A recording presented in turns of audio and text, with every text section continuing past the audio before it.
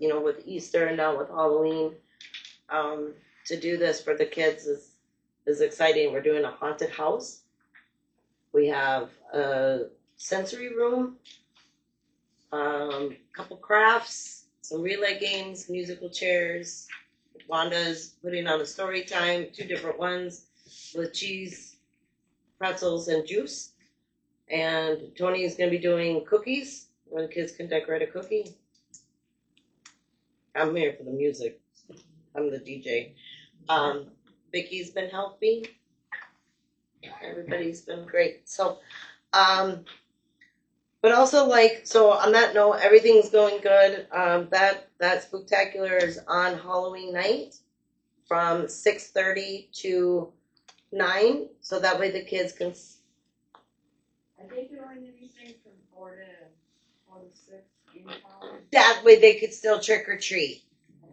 And if the ones that live out of town want to do a trunk and treat, we're doing it at the mall.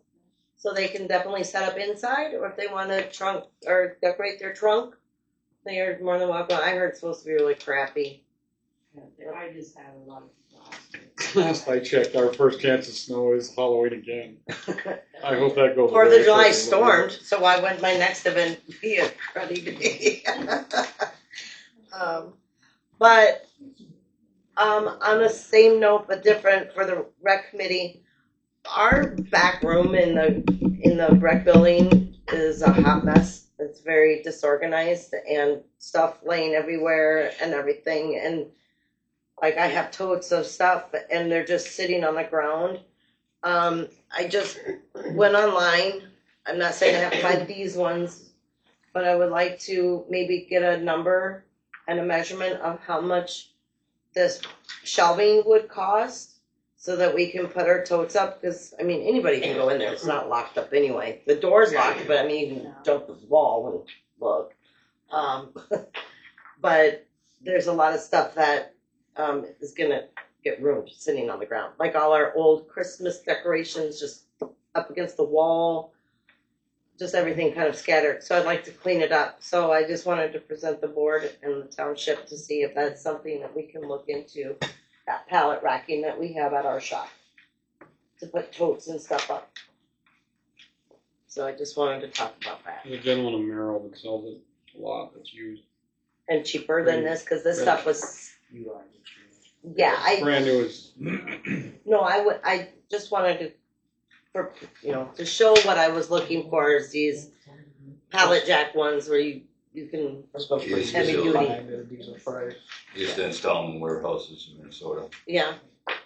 The stuff, they're nice. We have a lot of them at our shop, but I just printed this for an example. Not saying I wanted to buy brand new and I need the most expensive. Just an example. Okay. Done? Yeah. G-Money. Planning Commission. Planning Commission had a meeting last night. There's going to be a special meeting on November 11th at 6 p.m. in the town hall here for the purpose of master plan presentation by the contractor Pat Coleman, north of 45. No other business will be conducted at that meeting. Last night they also set up meetings for next year. One is January 6th, April 7th, July 7th, and October 13th. They're all at 6 p.m. And there was a question brought up about the zoning on Summer Sands Motel. Does anybody know what's the name or anything? We haven't really set a price for any fees. We have to hammer that out. Yeah. So technically it's done. But then they sent us a letter and then we've sent them a letter and yeah. We'll work on that through the winter. That's it. Okay. I'll need a copy of those dates. Okay. Thank you. Okay. Ryan, you have 4. Okay, so this was something, a request from the old guard. Gary might remember that Homer had asked about paving Main Street, so basically from M64 to construction. So looking at that project, obviously if you drive down there, the guardrails are caving in, the slopes are sloughing off, it's pretty tough shape. So it's actually quite a big project. It's 300 with 10% contingency, $343,000, which 343, 124, which half of that I would be looking for agreement from the township to do that. And so it'd be basically pulling up most of the trees, getting all those concrete head walls that have fallen into the river, riprap, rebuilding that whole road bed, and new asphalt from M64 to Hemlock. So, that's what Homer originally wanted. I don't know how far you guys are with if you have any money for roads in the township, or if you have other thoughts. But I do. Looks like Hemlock. The highway down. Yeah, I know. The worst stretch. I mean, there's lots of bad stretches in right? So I understand that. There looks like there's budgets in 2026 for the state and federal. So we do have some extra state money coming. So right now, it looks like with the state budget that was passed, so there's quite a few things going on. We don't have all our numbers yet, but it looks like maybe a 35% increase in funding for road commissions. That's a 24% tax to marijuana. That's basically taking away the 6% sales tax that go to the schools. And that's actually, they turn that into an actual road tax now at the pump for fuel. So it roughly for Ontonagon County, it looks like about $1.6 million. We get 30% of that in Carp Lake Township. Unfortunately, there's more townships that have to share that, but and actually this for 2026, we're actually doing we're close to this amount in Berglund Township, roughly $300,000 in Greenland Township, and I have a $1.2 million federal aid project that's basically impacts a Mass City. So. That's what's going on right now in Mass, because we went through there and there's a lot of asphalt being done.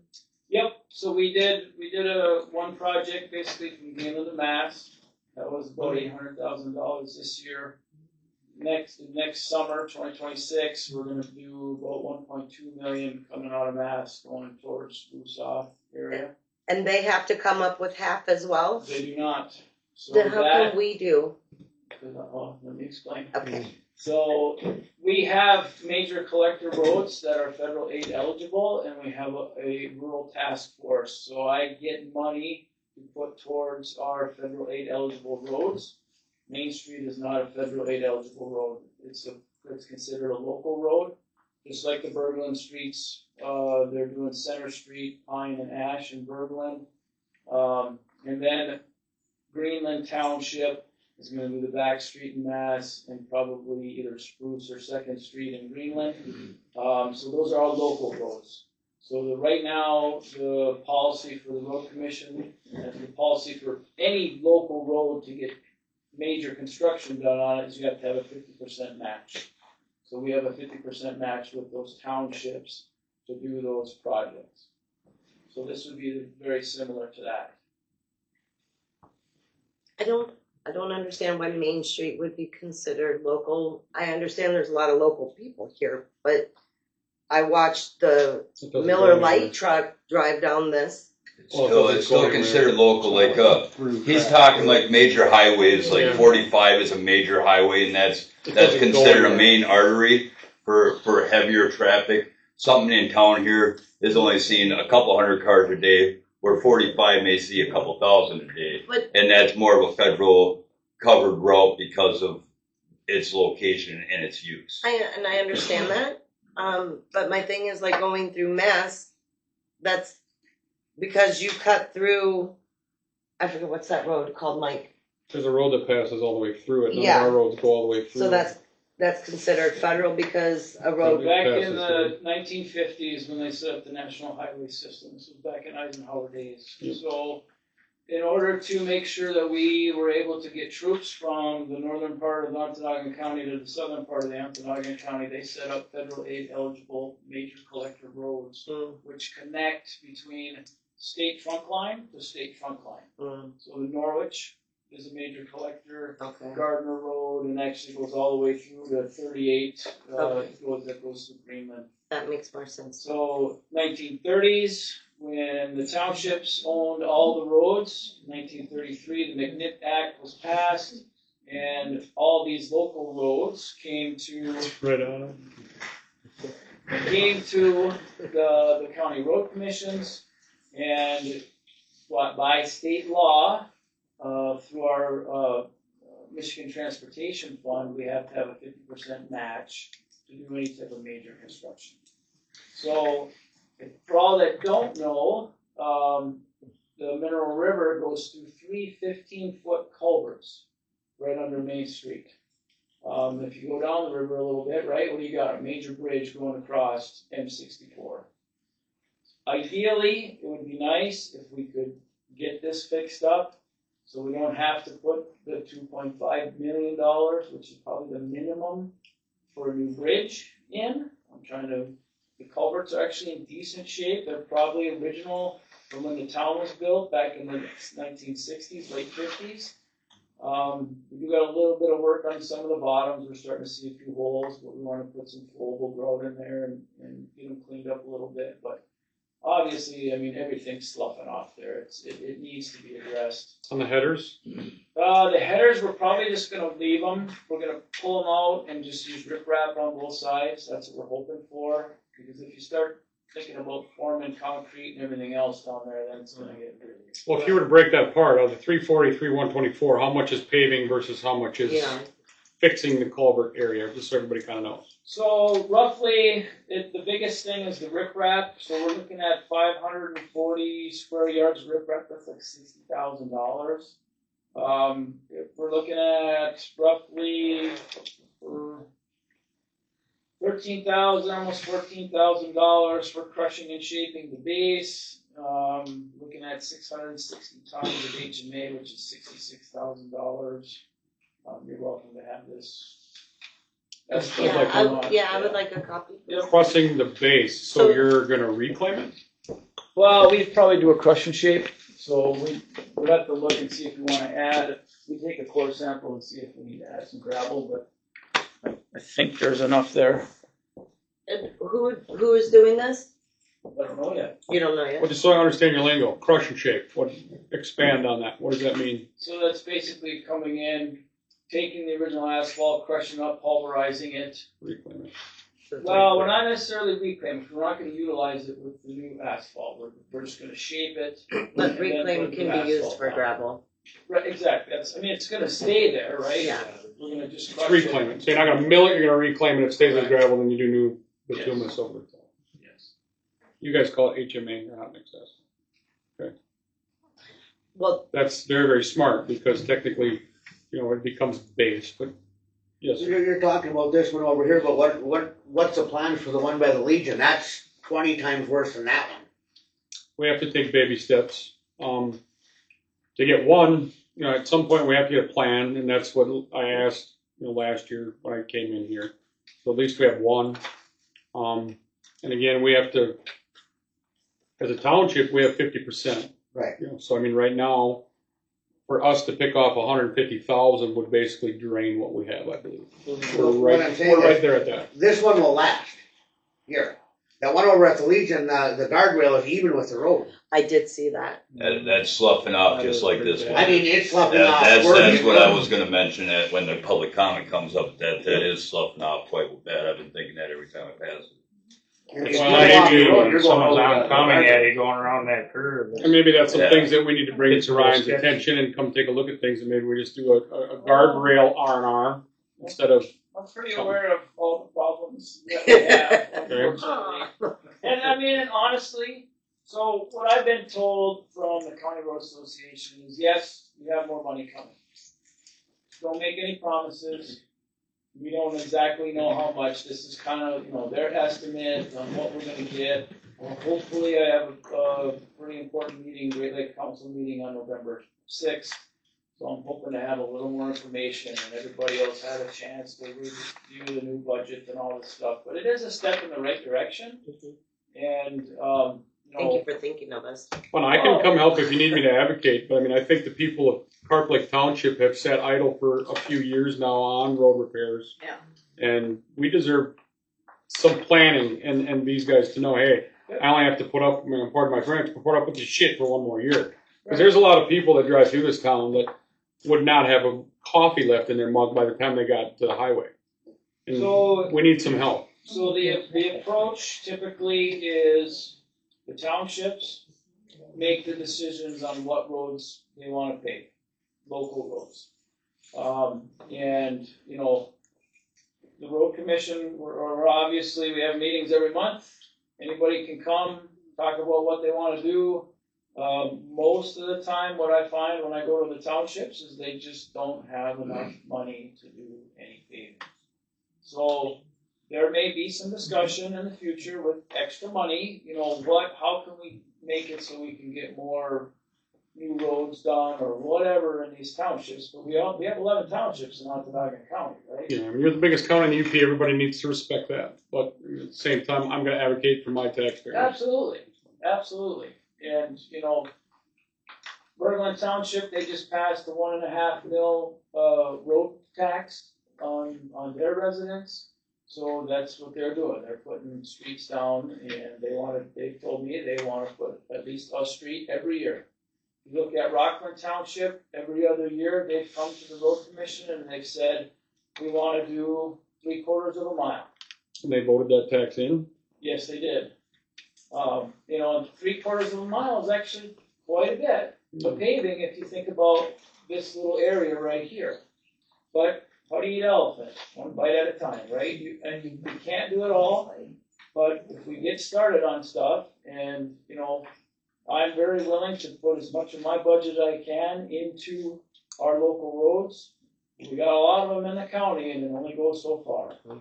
To answer his question and or just to move forward, annually we need to look 1 year ahead, or are you planning out 2-3 years? I guess from a local road standpoint, I would say you're gonna probably look at least a couple years. You want to start thinking about a couple years ahead. 4-month plan. And, I have a 5-year plan for our federal aid eligible roads, that I make up, I put together every 3 years. So. What about a repair? Say like where he talks about where the guardrail's slumping. I would also say the shoulder's giving way and down quite a bit there. Yep. Can we maybe, if we can't do roads, could we get some major repairs here? Yeah, we can take a look at it. And is the repairs the same thing for us, 50-50? We would have to talk about it. Okay. So any type of major construction is typically 50-50 township share. So then it depends on what the repair is also, right? So. Yes, sir. Dean got lots of cement down there. Maybe they could fill that in and stop it from getting worse by the Legion. The problem is it's not owned by the county. Dawn owns that property right up tight to it, and it's been giving way down there. Not by the Legion. No, she don't own by the Legion, that's owned by the mine, across from the Legion. I'm pretty sure that's Across the mine. Legion, Dawn owns. Don only owns up, she only owns up to the end of the Y. Right where it They lies, filled in a little her bit there, and property then ends she right spat it there. out. But, Well, all right. Well, he would know best. So. we have a right of way, right? Okay. So if I need to fill in right of way, do some guardrail work, I can do that. So, yeah, I'll take a look at it. I can take a look at that. Drive out that way. Yeah. I can do that. Go down Superior first and then Riverview and then come back around. Yeah, Superior's like a miniature Grand Canyon. There's so many holes that you don't know where to go. Well, here's the problem. So Ridge Road was, that goes from Greenland to Mass City, and that was by far the worst road in the county that we just did. And now they're complaining that people are going too fast because we took the speed bumps out. Oh, jeez. Can't win. Can't win. That's what we got the sheriff's department for, to write tickets. I'll vote for South Lander. I can vouch that we've got a lot, now that the road is nice and smooth, they're going fast. Yeah. On this project on Main Street up here, couldn't we do just part of it, like the rock on the side one year, you know, and then the road another year, or cut it in two, like? Is Michigan different? Because I know in Minnesota, any roads that connect have to be paved. Any roads that connect. Like to highways and stuff, like where you see a lot of people's driveways where it's gravel impeding onto right of ways or right of ways and stuff. connects to have to be so far. Approaches. But that wouldn't. No, but it's still a road. He's saying only do half the road. No, just start doing the side work first. Side. Shoulders Yeah. first.